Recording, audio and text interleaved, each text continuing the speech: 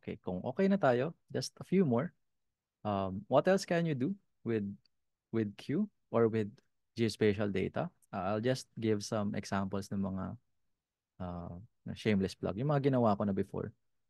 Just to give an example. And also, kung interested kayo, yung source codes nito are all available on my GitHub account. So of course, Finding Love.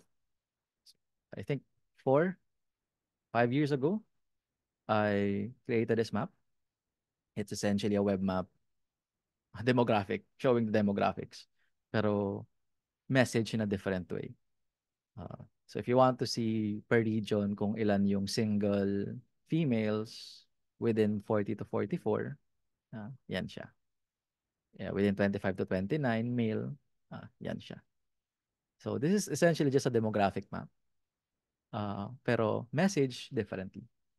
Again, yung source code nito nasa GitHub lang din.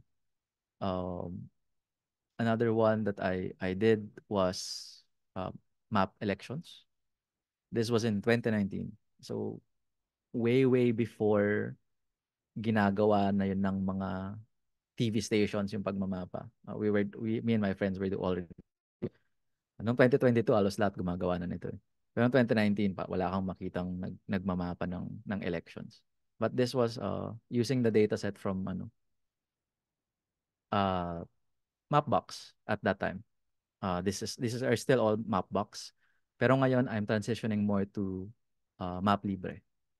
A leaflet is also good for web mapping. Kung gusto, if you have some coding experience. So puro lang to Mapbox, tapos purang front end. Wala tong back end, wala tong database sa likod nito. It's just using simple GeoJSON files. The simplest way to deploy something like this. Right? Yun. So ito yung mga yung 2019 senatorial votes, for example, ano yung votes nila, etc. na nakuha, votes in the province. And then may nag-request, nung rinelease ko to, may na-request na kaibigan ko, gawin mo rin for party lists, and also can you do a comparison. So ito, it's a bivariate chlorophyll map showing si Attorney Shell tsaka si right now Senator Bato noong 2019, how did they fare face to face essentially sa mga uh, areas sa Pilipinas. So if you find yung mga so 2019 pa to, hindi pa associated yung color na pink to anyone. So walang meaning yung kulay dito.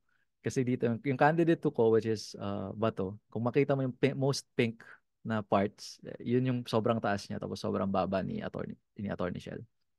So that was Mindanao and Ilocos. Right? Which is mukha namang tama. Yeah. So, yan. Bivariate chlorophyll maps, even on the web, kayang-kayang gawin. And that was, like I said, that was years ago. Marami na ring advances for creating web maps ngayon. This one was a just a demo that I did for Puerto Princesa. Nothing came out of this possible project, pero I did a very simple map for them. Again, 4 or 5 years ago, I was already doing this stuff, showing their hazards essentially. So different kinds of hazards. Yung building footprints nila na naka 3D. Ayan. We want to see flood. So this is your flood hazard data. You want to see your tsunami. Yan yung tsunami hazard data. Storm surge. Right? Or landslide. Yan. So again, this was like 4 years ago, 5 years ago. And yun, if you work for an LGU, you want your LGU to have something like this, maybe we can collaborate. Gawa tayo ng ganito for your local government unit. Nothing came out of this project, sayang naman, but I still keep it online as an example of what's possible 5 years ago. Imagine what's possible now, right?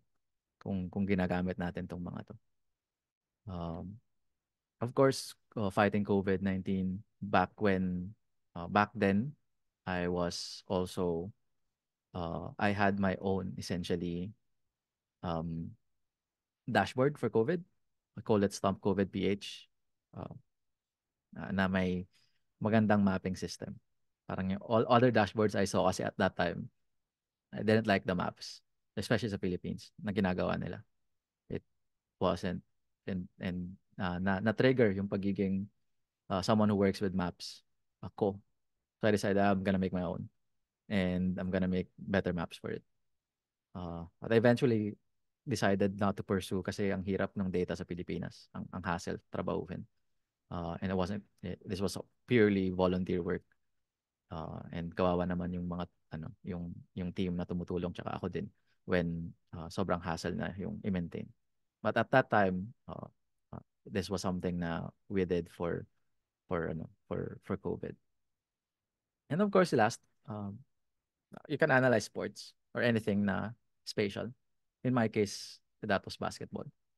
Um, Basketball analysis, spatial analysis of basketball was both my undergrad and master's thesis.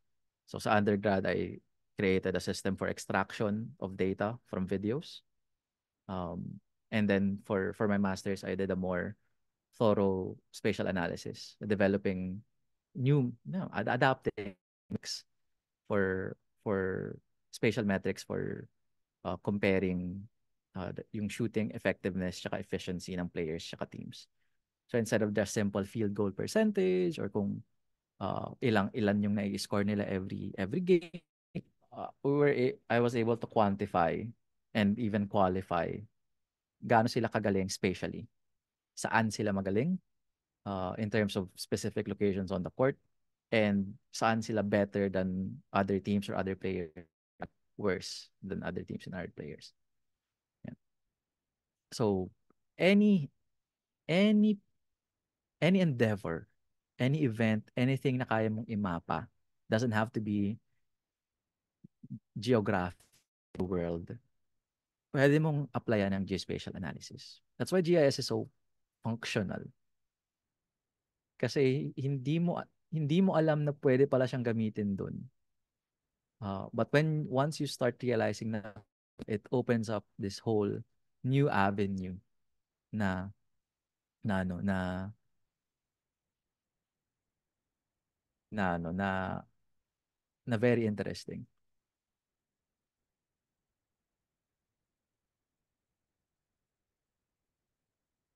And then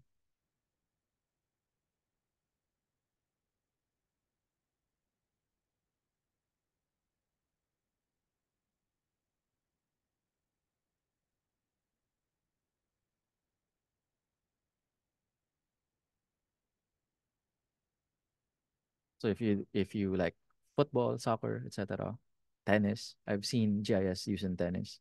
Tinatrack nila yung bola. Tapos saan siya tumatama. Ang galing. But yeah, anything you're interested in, yun yung power ng geospatial. It's usable in any topic. Hindi lang yung typical environmental topics natin. Right?